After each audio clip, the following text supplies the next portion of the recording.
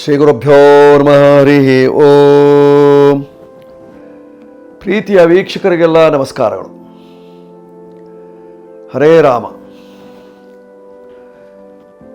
ಕಲ್ಯಾಣಂ ವವಿಧತ್ತಾಂ ಕರಟಮದಧುನಿ ಲೋಲ ಕಲ್ಲೋಲಮಾಲ ಖೇಲಲ್ಲೋ ಲಂಬಕೋಲಾಹಲಂ ಕರಿತ ದಿಕ್ ಚಕ್ರವಾಲಾಂತರಾಲಂ ಪ್ರತ್ನಂ ವೇತಂಡರತ್ನಂ ಸತತ ಪರಿಚರತ್ಕರ್ಣತಾಲ ಪ್ರರೋಹತ ವಾತಾಂಕೋ ರಾಜಹೀರ್ಷಾಧರ ವಿವೃತ ಫಣ ಶೃಂಗಭೂಷಾ ಭುಜಂಗಂ.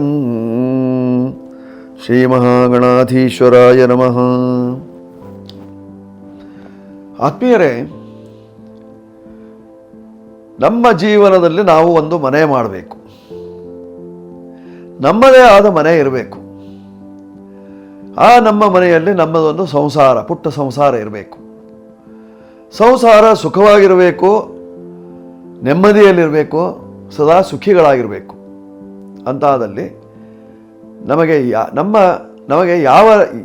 ನಮಗೆ ಯಾವ ದಿಕ್ಕಿನ ಮನೆ ಆಗ್ತದೆ,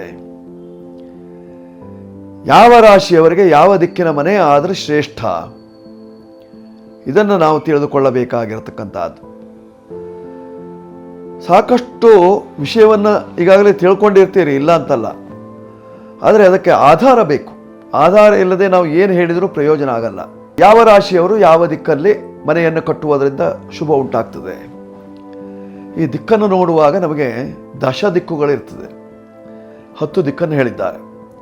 ಆ 10 ದಿಕ್ಕುಗಳಲ್ಲಿ ಪ್ರಧಾನವಾಗಿರ್ತಕ್ಕಂಥದ್ದು 4 ದಿಕ್ಕು: ಪೂರ್ವ ದಿಕ್ಕು, ದಕ್ಷಿಣ ದಿಕ್ಕು, ಪಶ್ಚಿಮ ದಿಕ್ಕು ಮತ್ತು ಉತ್ತರ ದಿಕ್ಕು.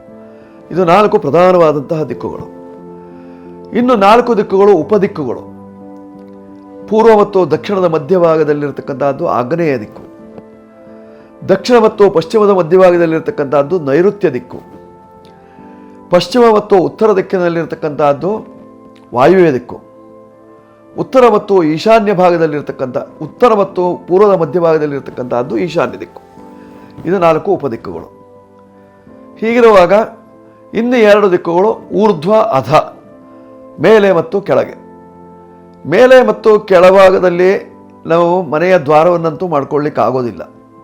ಮೇಲೆ ನೋಡುವಾಗ ನಮಗೆ ಆಕಾಶ ಕಾಣ್ತದೆ, ಕೆಳಗೆ ನೋಡುವಾಗ ಪಾತಾಳ ಇದೆ ಅಂತ ಹೇಳ್ತಾರೆ. ನಮ್ಮ ಭೂಮಿಯ ಕೆಳಭಾಗದಲ್ಲಿ ಕಂಡವರು ತುಂಬ ಕಡಿಮೆ. ಒಟ್ಟಾರೆ ನಾವು ಈ 8 ದಿಕ್ಕುಗಳಲ್ಲೇ ಮನೆ ಮುಖವನ್ನು ಮಾಡ್ಕೊಳ್ಬೇಕಾಗಿರ್ತಕ್ಕಂಥದ್ದು. ಹೀಗಿರುವಾಗ ಕೋಣದಲ್ಲಿ, ಅರ್ಥಾತ್ ಆಗ್ನೇಯ, ನೈಋತ್ಯ, ವಾಯುವ್ಯ ಮತ್ತು ಈಶಾನ್ಯ ಭಾಗದಲ್ಲಿ ನಾವು ಮನೆಯ ಮುಖವನ್ನು ಮಾಡಿಕೊಂಡ್ವಿ ಅಂತ ಆದರೆ ಅದರಿಂದ ಸಾಕಷ್ಟು ತೊಂದರೆಗಳನ್ನು ಅನುಭವಿಸ್ತೇವೆ. ಅದು ಕುತ್ತು ಮಾಡಿಕೊಳ್ಬಾರ್ದು. ಹಾಗೆ ಮಾಡಿಕೊಳ್ಳುವುದರಿಂದ ಜೀವನದಲ್ಲಿ ಸಾಕಷ್ಟು ಸಂಕಷ್ಟಗಳು, ದಾರಿದ್ರ್ಯಗಳು.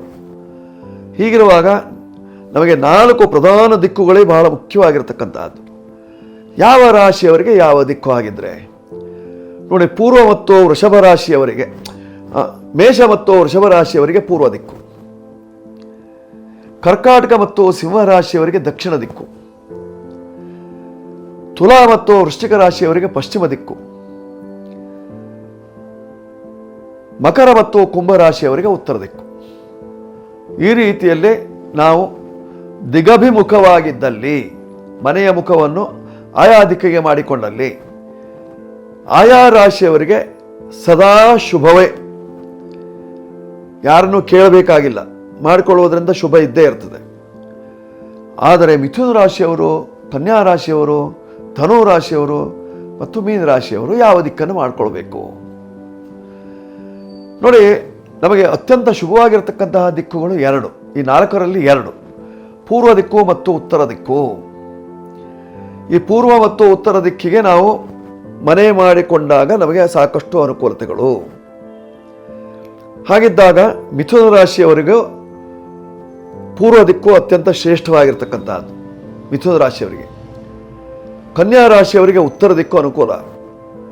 ಧನು ರಾಶಿಯವರಿಗೆ ಉತ್ತರ ದಿಕ್ಕೆ, ಮೀನ ರಾಶಿಯವರಿಗೆ ಪೂರ್ವ ದಿಕ್ಕು. ಈ ರೀತಿಯಲ್ಲಿ ಮಾಡಿಕೊಂಡಾಗ ನಿಮಗೆ ಯಾವುದೇ ರೀತಿಯಂತಹ ಭಯ, ಆತಂಕ ಇರೋದಿಲ್ಲ. ಮನೆಯಲ್ಲಿ ದಾರಿದ್ರ್ಯ ಇರುವುದಿಲ್ಲ. ಜೀವನದಲ್ಲಿ ಕಷ್ಟಗಳು ಕಡಿಮೆಯಾಗಿರ್ತದೆ. ಸುಖಗಳೇ ಜಾಸ್ತಿ ಆಗುವಂತಹ ಸಂದರ್ಭ ಇರತಕ್ಕಂಥದ್ದು. ಹೀಗಾಗಿ ದಿಕ್ಕುಗಳನ್ನು ನೋಡಿಕೊಂಡು ಮನೆಯನ್ನು ಮಾಡಿಕೊಳ್ಳುವುದರಿಂದ ನಿಮ್ಮ ಕಷ್ಟಗಳನ್ನು ಪರಿಹಾರ ಮಾಡಿಕೊಳ್ಳಿಕ್ಕೆ ಸಾಧ್ಯತೆ ಇರತಕ್ಕಂತಹದ್ದು. ಹೀಗಾಗಿ ದಿಗಭಿಮುಖವಾಗಿ ನಾವಿರುವುದರಿಂದ ಸಾಕಷ್ಟು ಪ್ರಯೋಜನ ಉಂಟಾಗ್ತದೆ. ಹಾಗಂತ ಕರ್ಕಾಟಕ ಮತ್ತು ಸಿಂಹರಾಶಿಯವರು ದಕ್ಷಿಣಾಭಿಮುಖವಾಗಿ ಮಾಡಿಕೊಳ್ಳಿಕ್ಕೆ ಅವಕಾಶ ಇದೆ. ಮಾಡಿಕೊಂಡವರು ಸಾಕಷ್ಟು ಸುಖಿಯಾಗಿದ್ದೀರಿ. ತುಲಾ ಮತ್ತು ವೃಶ್ಚಿಕ ರಾಶಿಯವರು ಪಶ್ಚಿಮಾಭಿಮುಖವಾಗಿ ಮನೆ ಮಾಡಿಕೊಂಡಿದ್ದೀರಿ, ಇಲ್ಲ ಅಂತಲ್ಲ. ಆದರೆ ನೀವು ಸಹಿತವಾಗಿ ಪೂರ್ವ ಮತ್ತು ಉತ್ತರವನ್ನು ಅವಲಂಬಿಸಿದಾಗ ಯಾವುದೇ ರೀತಿಯಾದಂತಹ ದೋಷ ಇಲ್ಲವಲ್ಲ, ಎಲ್ಲರಿಗೂ ಅನುಕೂಲವಾಗಿ ಬರ್ತದೆ. ಆದ್ದರಿಂದ ಸರಿಯಾದ ಮಾರ್ಗದರ್ಶನವನ್ನು ತೆಗೆದುಕೊಂಡು ಮನೆಯನ್ನು ಕಟ್ಟಿಕೊಳ್ಳಿ. ಆಗ ಮನೆಯಲ್ಲಿ ದೋಷ ಇರುವುದಿಲ್ಲ. ಅದರಿಂದ ನಿಮಗೆ ಸಾಕಷ್ಟು ಅನುಕೂಲ, ನೆಮ್ಮದಿ. ವೀಕ್ಷಕರೇ, ಈ ಸಂಚಿಕೆ ನಿಮಗೆ ಇಷ್ಟವಾಗಿದ್ದಲ್ಲಿ ಸಬ್ಸ್ಕ್ರೈಬ್ ಮಾಡಿ, ಬೆಲ್ ಬಟನ್ ಒತ್ತಿ, ಕಾಮೆಂಟ್ ಬಾಕ್ಸ್ನಲ್ಲಿ ನಿಮ್ಮದೇನಾದರೂ ಪ್ರಶ್ನೆಗಳಿದ್ದರೆ ಹಾಕಿ. ಜೊತೆಯಲ್ಲಿ ನಾವು ಹೋಮ ಹವನ ಇತ್ಯಾದಿಗಳೆಲ್ಲ ಮಾಡಿಸ್ತಾ ಇರ್ತೇವೆ. ಅದರಲ್ಲಿ ನಿಮಗೇನಾದ್ರು ಪಾಲ್ಗೊಳ್ಳಬೇಕು ಅನ್ನುವಂತಹ ಸದಿಚ್ಛೆ ಇದ್ದಲ್ಲಿ ಪಾಲ್ಗೊಳ್ಳಲಿಕ್ಕೆ ಅವಕಾಶ ಇದೆ.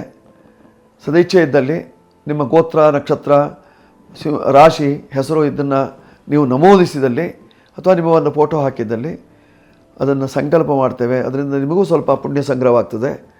ನನ್ನ ನಂಬರ್ಗಳೆಲ್ಲ ಕೆಳಭಾಗದಲ್ಲಿದೆ, ಬೇಕಾದರೆ ಬಳಸ್ಕೊಳ್ಳಿ. ಶುಭವಾಗಲಿ. ಶುಭವಸ್ತು, ಮಂಗಳವಾಸ್ತು.